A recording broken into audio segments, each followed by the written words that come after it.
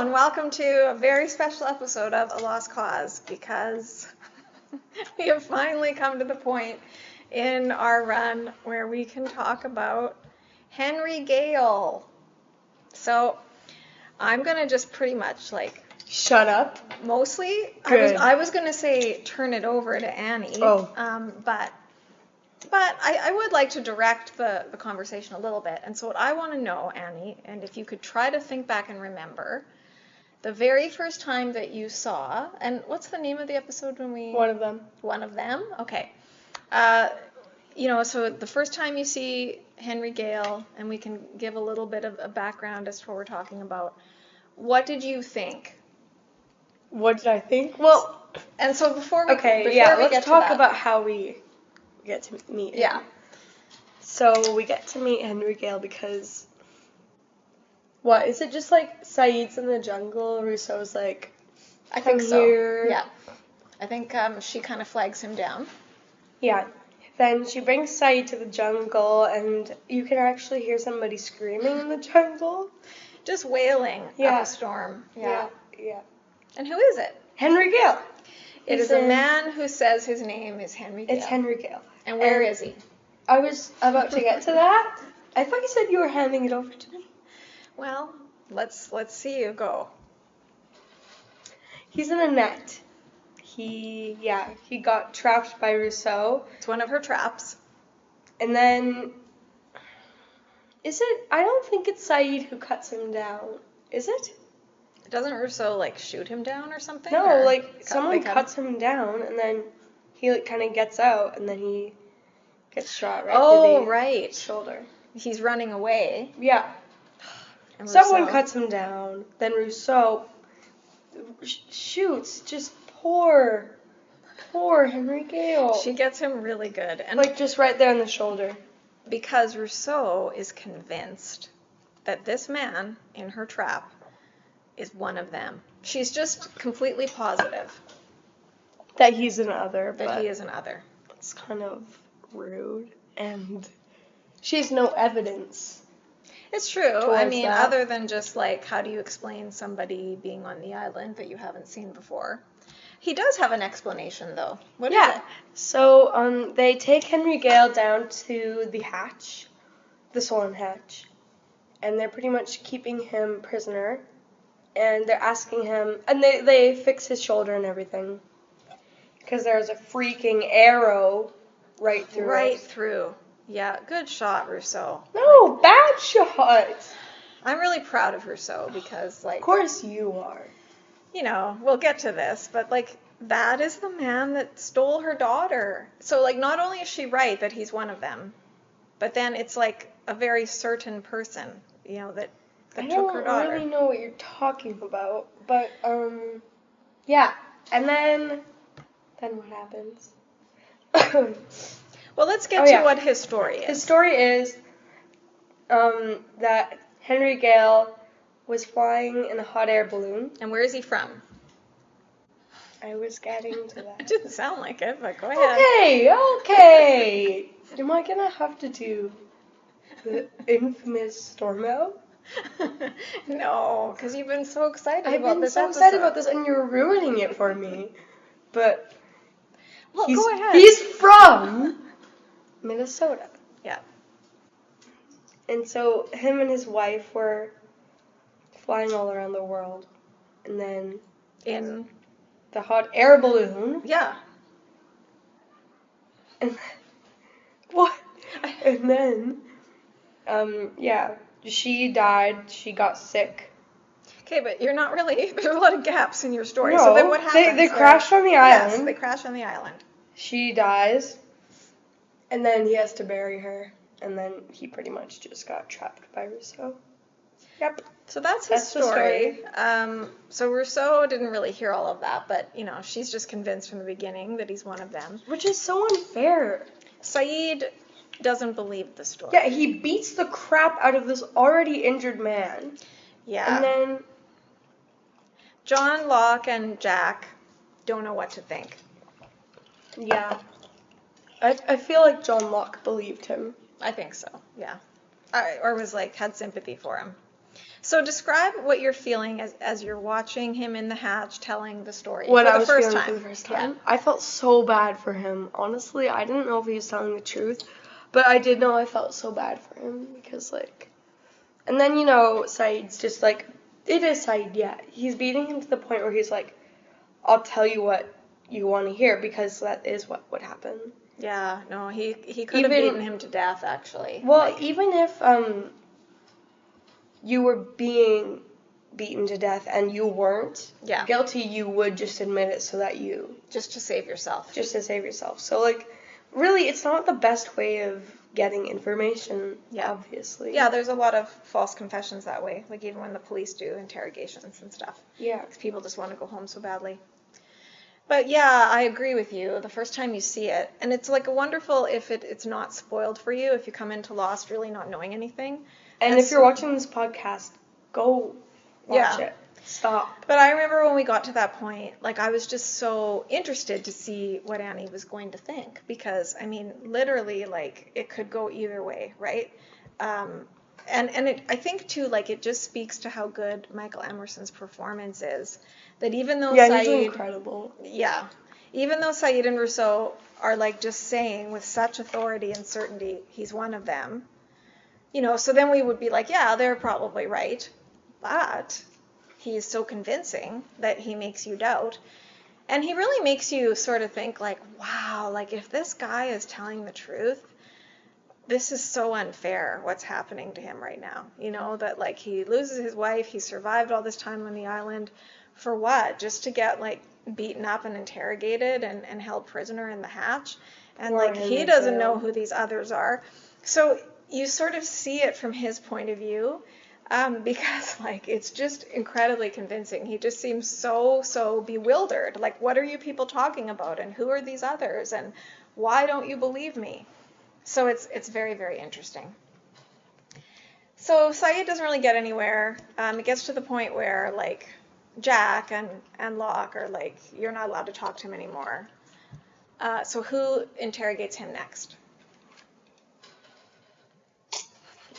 And he's just enjoying her weekly chicken salad sandwich in honor of Ben. Go ahead. Ben Gale. Yeah.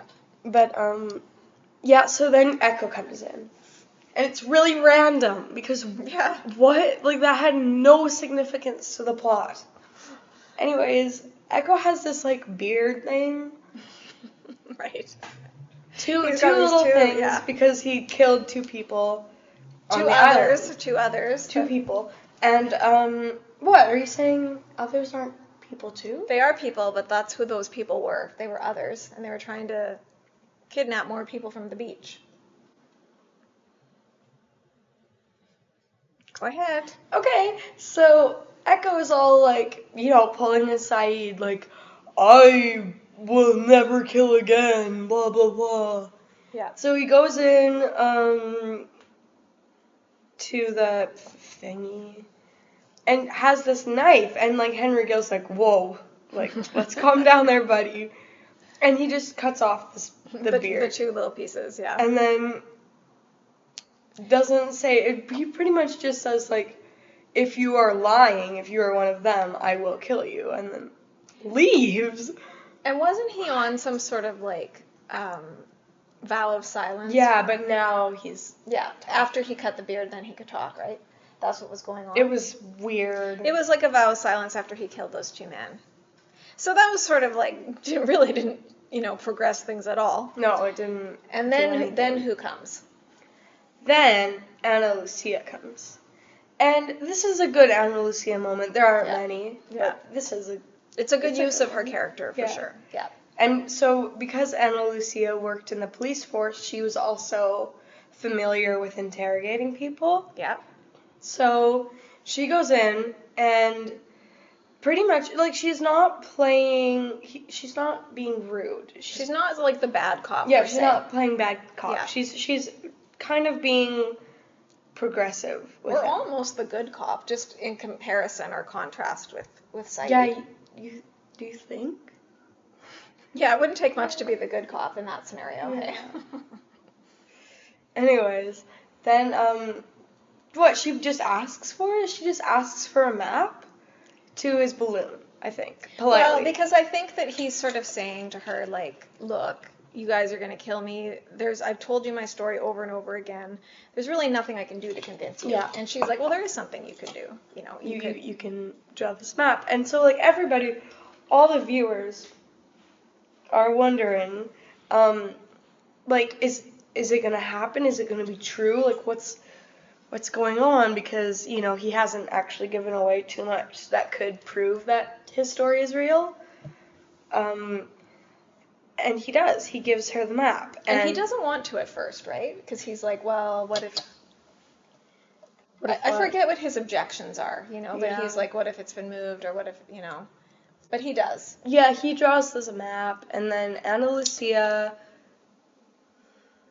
Saeed, and Charlie, right? Yeah. Yeah. And he draws the map, actually. So Locke gives him the book, The Brothers Karamazov, which is like a famous Russian novel.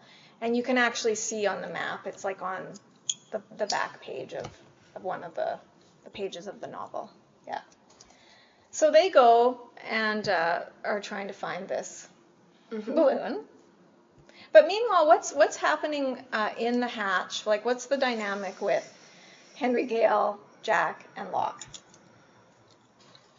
So there's this really interesting power struggle between John Locke and Jack, which is like everybody's just so invested in it, and everybody wants to know what's gonna happen next. I mean, very sarcastic right now. And yeah, so they're kind of running the hatch, and John Locke lets him out. John Locke is like, "Do you want to come have breakfast with like utensils and stuff?" Yeah, but even before then, they've been bringing him food. But Henry Gale is like pushing John's buttons. Yeah. Right? Like, there's that great scene where Locke brings him food, and, you know, Henry Gale says, like, I don't know why you let him talk to you that way. Like, I don't know why you let him push you around. And John is like, I don't know what you're talking about. And like, you know, then John Locke goes out and, like, smashes all the, like, plates.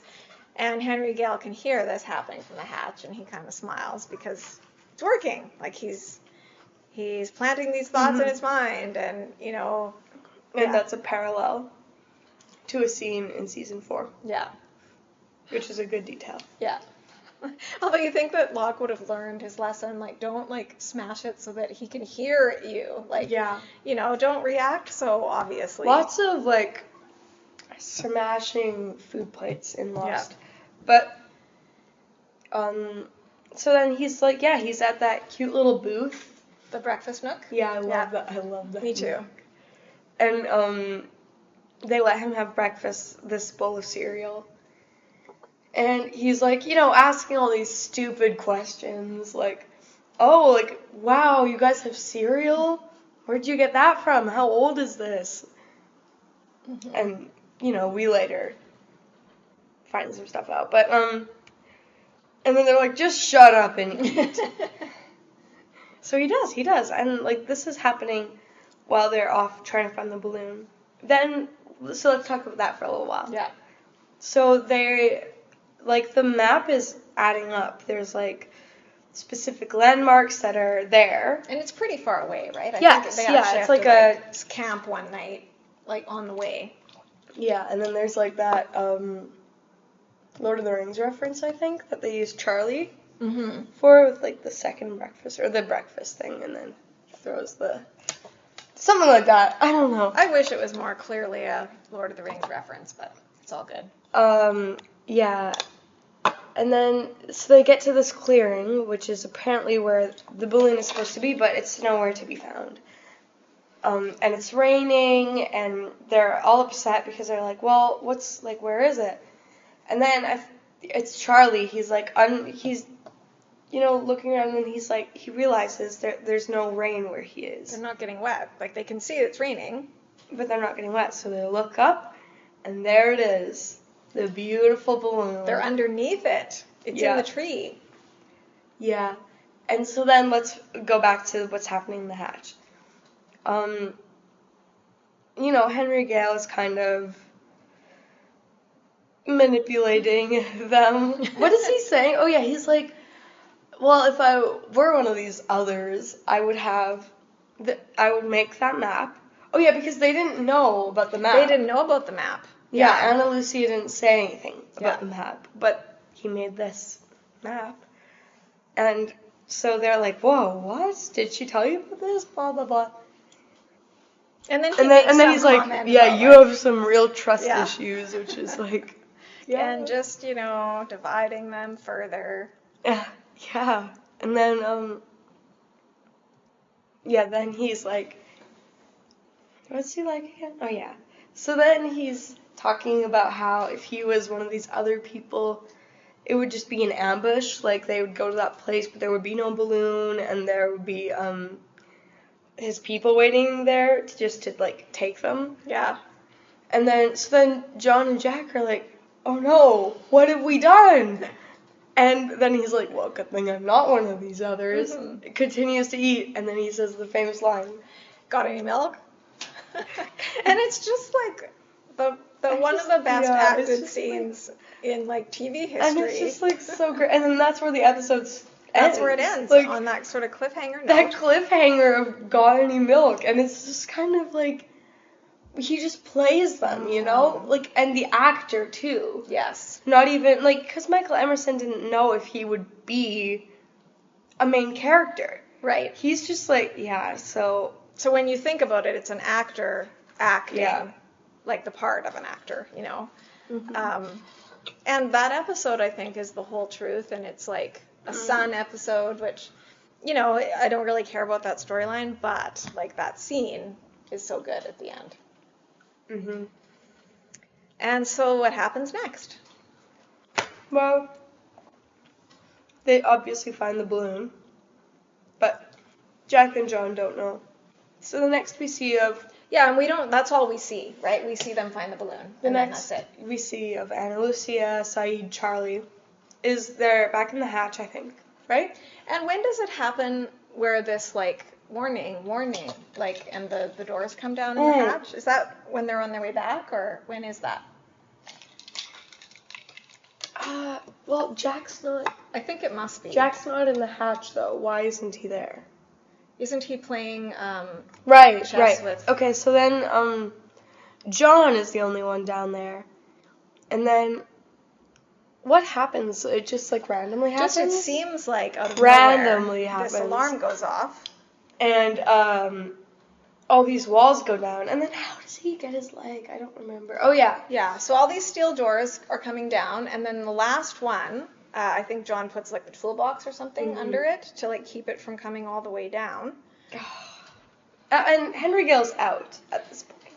He's not in the... I think that John actually tells him, that he can climb through the vents, or does he just figure that out himself? I think that he gets him out because... Or he gives him the combination or something? No, he gets him out because... But how can he, though? He's trapped in that room. No, he's not trapped yet. Okay. If you would have let me... Whatever.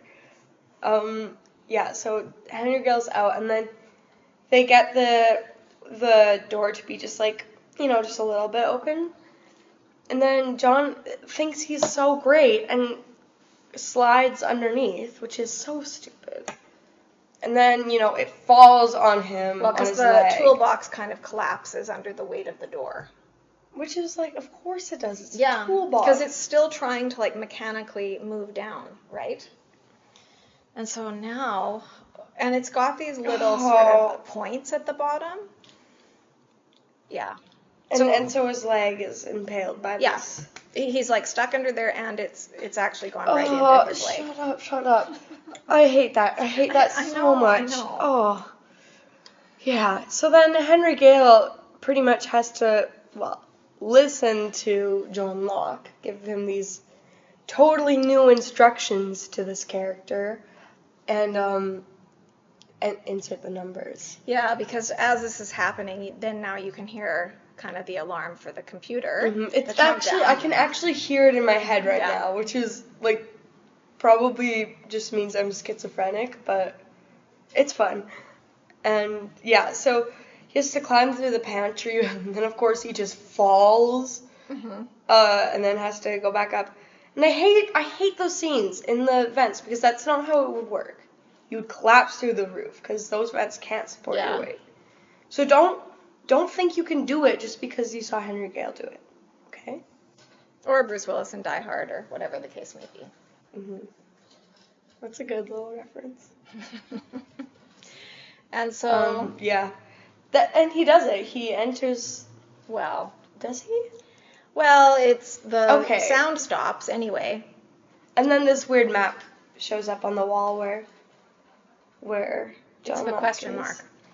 Well, it's the map to all the stations. Yeah, but there's a question mark in the middle, right? And that, makes the whole side quest appear out of nowhere, and it's so stupid. Ugh, I hate that storyline. Yeah, but we later find out, who made that little map. You say it. It's your character. Was it Brzezinski? It was Brzezinski.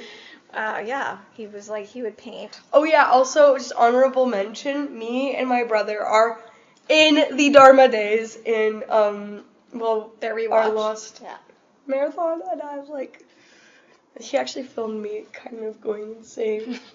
And it's so embarrassing. Whatever. We're not gonna edit that in because it's traumatizing. We got in trouble with Dad because we were being too loud. Oh. Yeah. Yeah. But, yeah. Anyway, so then Henry Gale comes back. I think the things go up, right? Yeah. I think after he enters the numbers, or so we think, that everything kind of goes back. And then what does he say? He says he didn't enter them, right? Well, at that time he says he did, but later on, in a few episodes, he says he didn't. And he says, actually, I didn't enter the numbers, and nothing happened.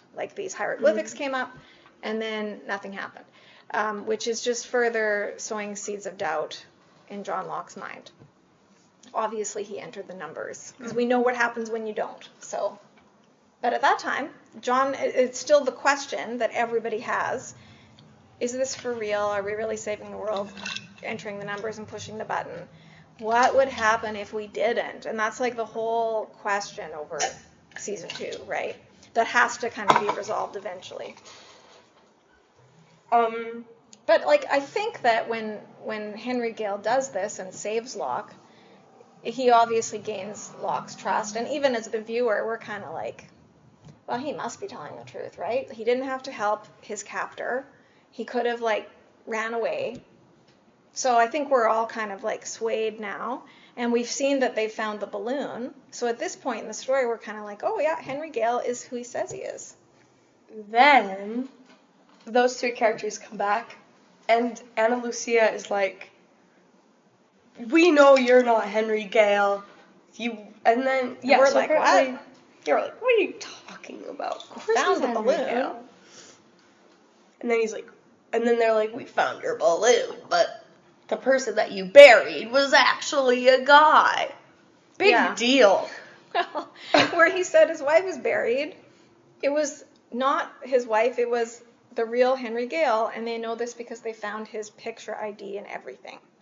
So that's kind of an interesting thing, and not that I'm encouraging anyone to be a liar, but they say if you're going to tell a lie, to keep it as close to the truth as possible, because that way you won't forget details, you won't forget which lies you've told. It's easier to be convincing.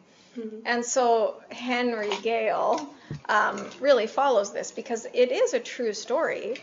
It just didn't happen to him. It happened to the real Henry Gale. Yeah. So, well, did it though? Well, so maybe. I mean, he obviously was in that balloon. He's from Minnesota, I think it says on his driver's license. But now they are pretty much sure that he is an other. Yeah, so then he unearns their trust, and then it's back to the cellar for him. Yeah, and they're trying to figure out, what to do with him. Yeah, and then, they have this whole... Oh, that's season 5. Never mind. They don't have a council to kill him off. That's season 5. I think somebody, maybe Saeed, surprise, thinks they should just kill him.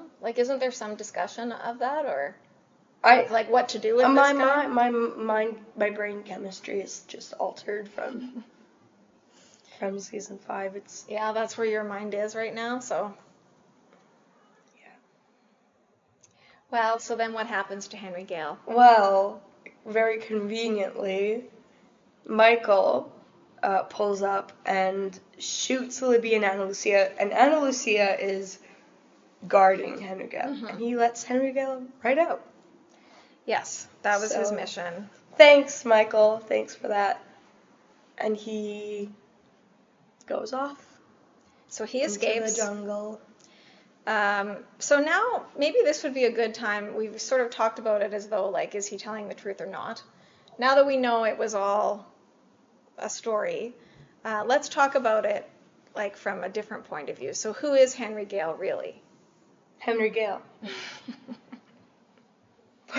What?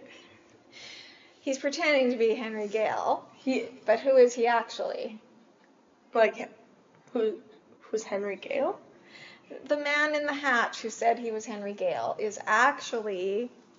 Did you say the man in the hat or the man in the hatch? I don't know why she's being this way, but anyways, it's Ben Linus. And so we don't know this yet. We still don't know who he is all this time as he's being held hostage. But let's talk about it, knowing what we know now. What do you think Ben, like, what was his intention? Did he just happen to get caught in Rousseau's trap? If so, where was he going and what was he planning on doing? So tell me your thoughts on that. My thoughts are he was intentionally trapped. He always wanted to get into the hatch because that's kind of exactly where he wanted to be. Because he was familiar with the Dharma Initiative, with the Swan Hatch. Yeah. I think So too. He must have been. I think that he's the one that made the doors go down. Yeah? Because we see later on, I can't remember when, it's like you can actually make it happen with like 2 wires. Yeah, Desmond does that. Desmond does it. There's a way to do it. So obviously, I think Ben knew that. They've been monitoring the hatch. They've got that. That's right. They have been. And so somewhere along the line, he figured out that you can make the doors come down. I think he orchestrated the whole thing. Yeah. To like create this situation with John Locke. And I also think that maybe it's because Ethan died, Goodwin died, but he still needs these people. He still wants information. Sorry, I'm infected. That's the problem. And so I think he was just like, well, no one can do it better than me. I know, because in a way, Ethan and Goodwin failed, right? Yeah, and if you are sending out people to do a certain thing that you have, like, planned in your mind, they're not going to do the exact thing that you want because they don't know what, might as well just do it yourself. Yeah. And he also wanted Jack, I think mostly because... Yeah, because on the day of the crash, Ben learned some bad news. Yeah, that he has a spinal tumor that is fatal. And, yeah, so he's going to die. But then... And they do, of course, all the homework on the survivors and discover... That Jack... Yeah. I think is it Mikael that does the research? Yeah. That Jack is a spinal surgeon. So, it's perfect. And I think he kind of uses John because he knows that there's 2 important figures in the hatch, and it's Jack and John. And John can probably get him that access if he gains trust. I think there's another reason that Ben is so interested in John Locke. Well, it's because he's special, because he landed on the island in a wheelchair and just started walking. Yeah, so right off the bat, Ben would be like, how'd that happen? And, like, first of all, like, why did I get sick? No one here ever gets sick. No one gets cancer on the island. It turned out to not be cancerous, but at the time... It was just a tumor. Yeah, he thought it could be cancer. But still, like, why did he get sick? And meanwhile, this other guy who doesn't even know anything about the island just lands here and suddenly can walk. So like, after he is exposed as an other, we still don't know his name, I think he says to John, like, I was coming here for you. But do we think that's true? Maybe, maybe not, because I think they did want the candidates. Mm-hmm. And John Locke is on. But, yeah. I can't say with certainty that was his main Motivation, yeah. I mean, we know that Ethan's assignment was all about Claire, right? And kind of Goodwin getting was that about baby. the children, right? Well, what was it? That's what I was going to ask you. Like, what do you think Goodwin's mission was? Like, obviously to gain their trust, be this double agent, but was it already in mind that he was supposed to bring certain people back? I think so. And I think it was also the children. Yeah. Too, because they're very, I don't know what's the word. They find rare that important. And important. So then you think that it was all staged from the beginning. So do you think like it was even planned I don't know. out? I can't see the Benjamin Linus getting caught in a trap. Mm-hmm. Sorry, I can't. It's just. Well, and he says, I always have a plan, right? And so the plan was for Michael to get him out, but not just that, to bring certain people back with him. Yes. Under the guise of But I will add, it's not Ben's fault that Anna Lucia and Libby ended up dead. Like, it is not his fault at all. No, particularly Libby, because, okay, but how else was Michael supposed to get Ben out? I mean, if Anna Lucia is guarding, He could just say, hey, I can take over for a while. That's true. Yeah, that would have been a way better way to do it. See, I'm just I'm so smart. Well, Michael, poor dumb Michael. No, he was just not poor dumb Michael. They took my son. We hate you, Michael. But so Michael what? is they took your son. Michael is clearly how many other times has that happened? He's just on the verge of a nervous breakdown, though. He is so high-strung, so stressed out. I think he doesn't fully even know what he's doing. But in any event, so now the part 2 of his assignment is to bring back who? Who is he supposed to bring back? What? I'm counting all the times that's happened. So Michael's supposed to bring back Jack, Kate, Sawyer, Hurley, right? Is that it? I think so. But really, the only reason for those other people besides Jack was just for leverage. So Hurley's only, purpose is to go back and report. When watching, Dono had a great point. Why would you bring Hurley when you can bring Saeed? If you want to get your son back, you would want someone with military training, tracking skills, all that stuff. Yeah. Why would you bring... No, it makes no sense. Exactly. That they don't want Saeed. And, like we talked about on other episodes, they know that Michael is lying. But they decide to kind of go along with it just to sort of see where it goes. And where does it all lead? They get kidnapped. And when do we see Henry... It's not a big deal. And when do we see Henry Gale again? Oh, yeah, we don't ever really see him again. We see Benjamin Linus. Yeah. Dirty other Ben. How much is that on my list? I have a list of my favorite Benjamin Linuses. So not only was Henry Gale an other, he is the main other. He is the leader of the others. It's 12 out of 15, so that's not very good. So pretty low on the list. So How is Oregon Ben 14th? It's the best one. So Hurley's mission was just basically, they get to... Well, it's really Dharmaville, right? Or no, it's Hydra Island. Or where does he take them first? To the dock. To the dock, yeah. The dock, but it's not the same dock as when the Dharma recruits get there. It's a different one. And so Ben was actually true to his word. He lets Michael and Wald go. We see them... Palaf area. Go away in this boat. And then meanwhile... Hurley, Jack, Kate, and Sawyer are kind of left.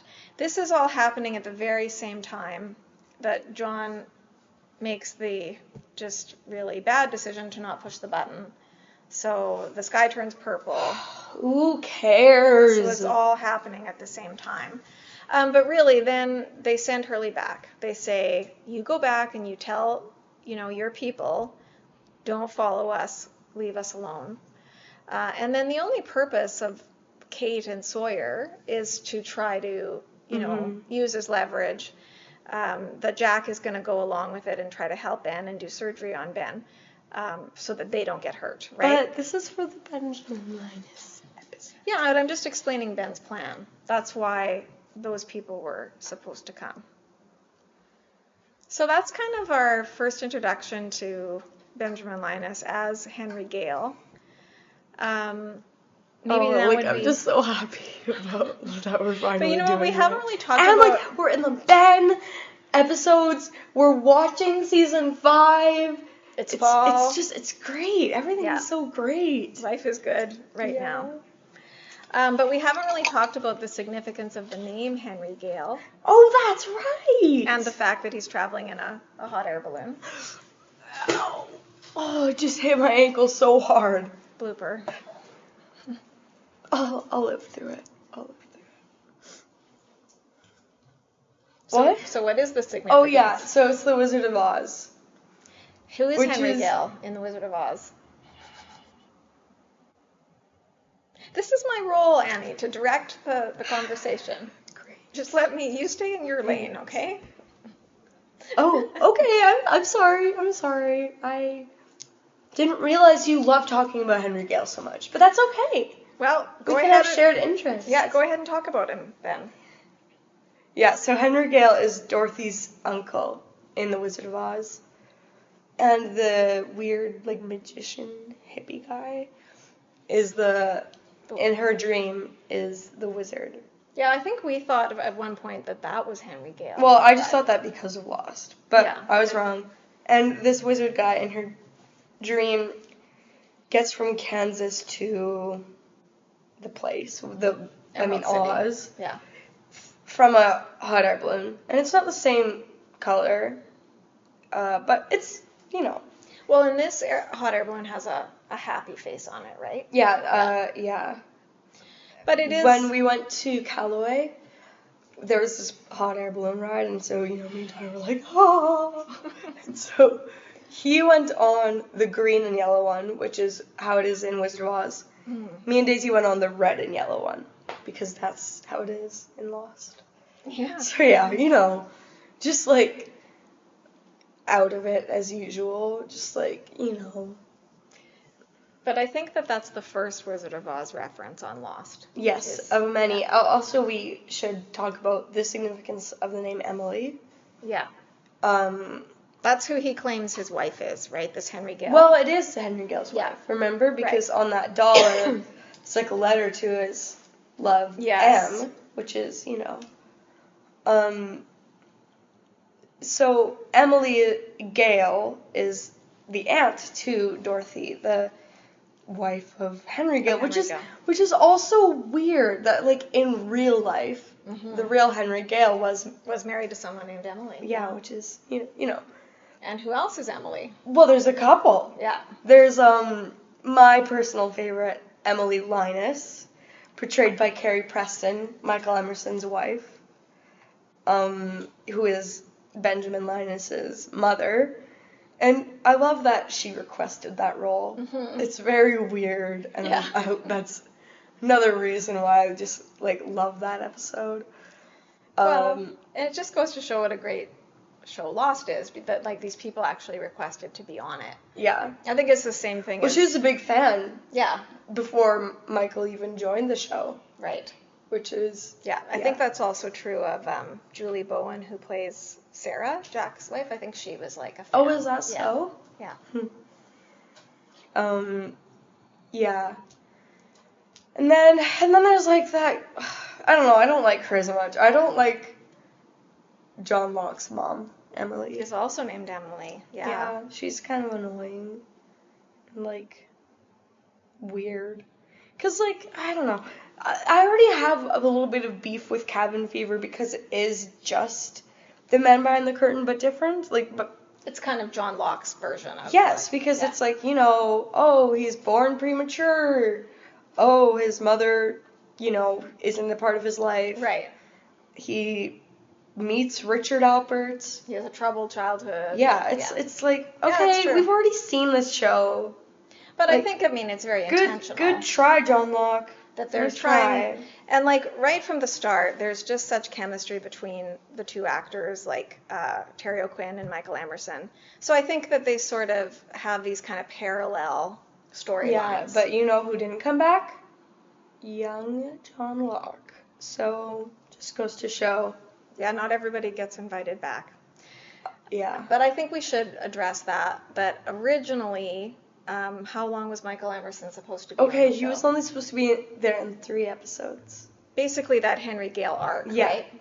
But, I mean, he blew the fans, everyone away. So, and I mean, towards the end, he kind of steals the show.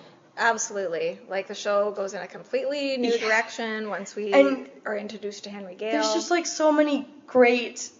I mean, the whole show really revolves around him. Yeah. If you think about it, why are they why are they being held captive?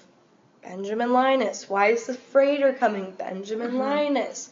Why are they time traveling? Benjamin Linus. Kind of makes you wonder, like, what the plan was before that. And like, how do they know where the temple is? Benjamin Linus. So, yeah. So really, when you talk about, like, okay, you've got a 3-guest appearance on a show, he hadn't been in a lot of stuff before. This is his opportunity, and, like, wow. Like, did he ever run with it? Yeah. Because, like, that obviously went over pretty well. But like I said, like, that scene with the Got Any Milk is just, like, the show just went to a whole new level. Yeah.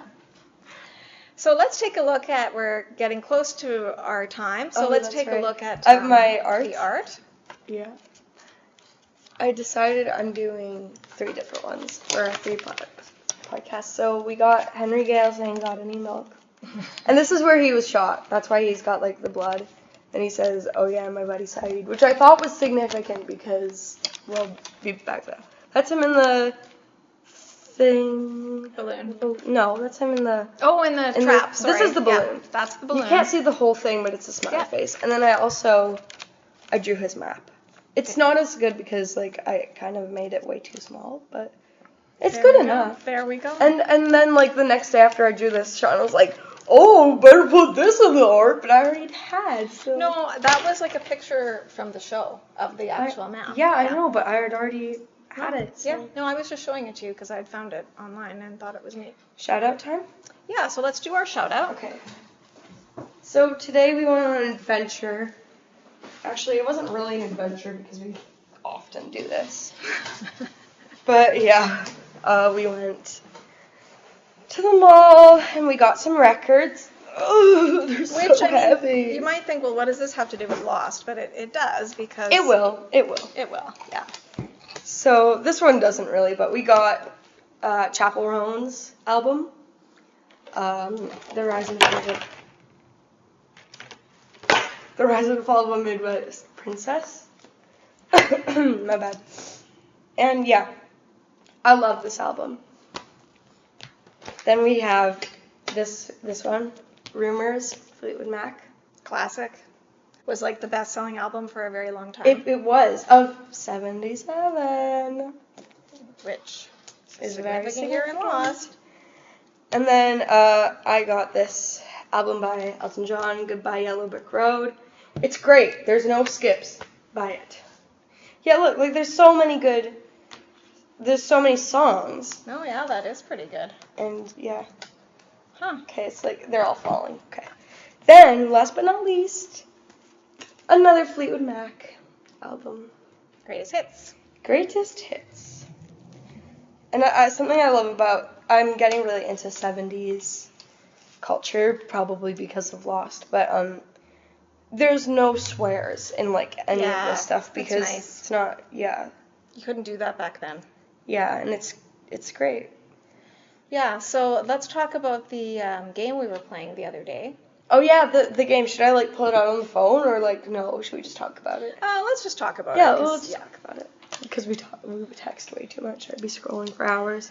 Yeah. So the year that we're focusing on 1977 because that's kind of the greatest like Dharma era, Yeah. I guess, right? Well, I mean, like, for them it would probably be the worst. It would probably not be for them, but we don't see them in 1975 or 1976, right? Because there's like a 3-year skip ahead. We can only assume they were great years, but... But I decided to waste Shawna's time with another one of my stupid games. It was fun. Yeah, it was fun. I was worried you were going to be, like, in a court, and you'd be like... What is that? I think it was actually towards the end of the day, so yeah. Well, so I had searched up all the famous albums from 77, and we would play the game. I'd name an album, and we'd have to decide who in the Dharma days would love it and who would hate it. Mm-hmm. So that was really fun. Yeah. You'll want to... So let's, give some examples. I think Goodbye Yellow Brick Road was one of them. Yeah, and so, I mean, that was obvious. Young Ben would love that. Mm-hmm. Rudzinski would hate it. Who else would hate it? We thought Juliet would like it. Sawyer would not like it, and it would probably be this little running joke where he'd roll his eyes every time she listens to it, but he doesn't really mind it. Yeah. Yeah. And then, like, Rumors was, once again, Juliet. We thought Juliet and Amy would really... And Horace would like it, and Rudzinski would hate it. You're going to see a pattern, I think, of... Rudzinski not liking anything. Yeah. And then we also said Roger wouldn't like it. Oh, yeah. What did we think? Did we decide on anything Roger would like? Did we? I feel like we did. I think there was, like, one thing. But it was something maybe dumb. It was, like... Because we also talked about Meatloaf, like, Down Out of Hell. For some reason, I think Horace would love that. I think he would, too. He would just, like, be so excited about it. I think Sawyer would as well. Yeah. And then there was, like, The Stranger by Billy Joel. And I was saying that, like, Juliet and Sawyer would probably slow dance to Just the Way You Are. And they'd both really like that album. And young Ben wouldn't like it. He would. Yeah. He would think it's dumb. I think we decided, too, that Miles wouldn't like a lot of these records either. Yeah, I just don't think he would like any music. Yeah, or he'd like something very specific, right? Like, and I think Rudzinski, he probably just... He probably just hates anything that is too mainstream. I could see him really liking Rush and, like, being into, like, Neil Peart's drumming. But then it raises the question, like, you know, because when Desmond's in the hatch, he's listening to the Mamas and the Papas. So obviously, because this, we figure, is Rudzinski's record collection, right? Because we see that he has a record collection at the Flame. And then we know that there's records in the hatch, and that's who lived there. But then again, they have records, and this is something I love so much about Dharma, is that everybody has a record player. It seems that way. Everyone's got a record player. Everyone's got a record collection. And it's great. I mean, you don't see that a lot nowadays. Well, and when you think about it, them being on the island, you kind of have to wonder, like, how did that come about? Like, is it part of their recruitment and initiation that everybody gets a certain number of records? Weird. Because they'd have to send away for all of this stuff, right? I have some problems with the Dharma Initiative getting so much stuff. I don't know, though. I think maybe it was easier. And why are they so rich? That's a story for another. Like, was the island always so hard to find? Because it couldn't have been, right? When they're, like, recruiting all these people. I guess it's not hard to find on the sub. That's why they always travel that way. It's just, you know, hard on a plane. But, yeah, that's how everybody would come. And I think we also decided that Rudzinski would really like jazz, like Miles Davis. But he obviously likes Geronimo Jackson, too, so... Yeah, Rudzinski. But Annie pointed out today that when Claire and Kate are living in the barracks, Kate manages to find a Patsy Cline album, which, like, she's in every flashback, you know, she's always listening to Patsy Cline. And so then it's kind of cool that, like, oh, it just so happens that, you know, there was Patsy Cline at this house, too. And then, like, for Juliet, she's listening to Downtown, not on vinyl, though, right? On a CD? On a CD, yeah. So by that time, they had moved to CDs, but... Yeah. But music is an important part of Lost, and actually, if you're a fan of J.J. Abrams, like, music is always a big part of all of the shows he's also involved because with. Gracie Abrams is his daughter. She's an amazing songwriter and singer. Yeah, so we've gone a little bit over time. Who would have thought that we could spend 50 minutes just talking about Henry Gale? Like, not even like Me. Benjamin Linus and Oh, like how are we going to talk about Benjamin Linus for... How am I going to squeeze it on? Like, the concern is to squeeze it in. I was like, well, how can we spend a whole episode on Henry Gale? It's only in like 3 episodes of the show, but look, we're going to have to like split it in the Young Ben episode too. No, I think it'll be just fine. But as we conclude this first of 3-parter on Ben Linus, what is the hot take? Oh, I honestly forgot that we had a hot take. My hot take that Shawna has refused is that Henry Gale was right. But, like, what are you talking about? He was right. I mean, like, we know that it was a lie. He wasn't a bad guy. He didn't do anything wrong. The real Henry Gale. But, No, but everything Henry Gale. that Ben said. This Henry Gale. Well, do you have an alternate hot take? I forget. We kind of talked about it, that just the show became like... Oh, yeah. Stop stealing my hot take that I made all by myself. Right, sure. It's kind of a Ben Linus over here. Ooh. What? Go ahead. Like, this is an outrage. What is your original hot take? That the show got significantly better once Michael Emerson joined.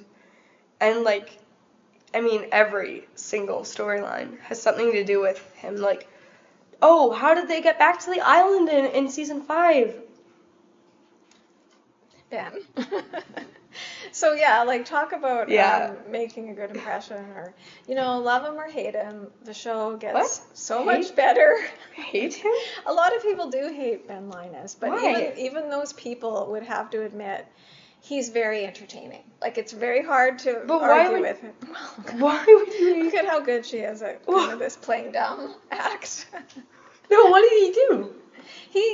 Many people, most people who've watched Lost, would describe Benjamin Linus as the show's villain. Not the worst villain, but as a villain on the show. But but he's totally... Have you even seen season 4? Have you? But that all being said, he is very, very entertaining, and that's why they keep him around. You're all crazy. You're all just, like, insane. So I think we should wrap up because we are now at the 52-minute mark, so 10 minutes over. But just goes to show we're just gonna have to, like... I don't think there will ever be any other characters podcast. We're just gonna have to, like, keep... Yeah, this is just the Ben Linus podcast now. Sorry, everybody. Oh, no! How'd that happen? That's such a shame. Anyways, thank you for joining us for part 1. Please stay tuned for the next 2 episodes. And so for now, namaste. And see you in another life.